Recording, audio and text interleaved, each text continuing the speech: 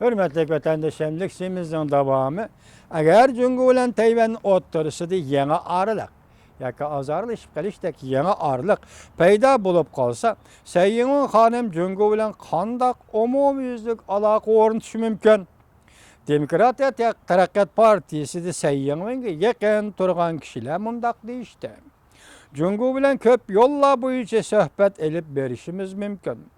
Partiya bilen partiya oturusuduk söhbet, Cungu'nun Tayvan turuşluq organları bilen partiya oturusuduk söhbet, alımla bilen alımla oturusuduk söhbet degendek köp yolla boyunca söhbet elip barımızdı.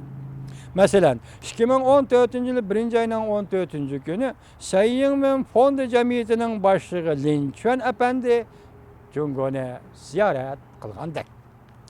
Bundan başka Amerika Koşmuş Ştatları Devlet Mahkemesi 14. günü haber ilan kılıp muavin devlet işler katibi Anthony Blinken'nin Tayvan'da prezident sayılımı ötküzülüp bolgandan keyin Beijing'e berip Cungu Taşkı İşler Ministerliği'nin muavin ministeri Zhang Yusui hem de Cungu Tayvan Komitesi'nin başlığı Zhang Jijun bilen görüştüğün bol. Tayvan Merkezi Agentliği'nin Washington'da köplegen siyasi erbaplarının sözlerinden nakil keltirip görüştüğü.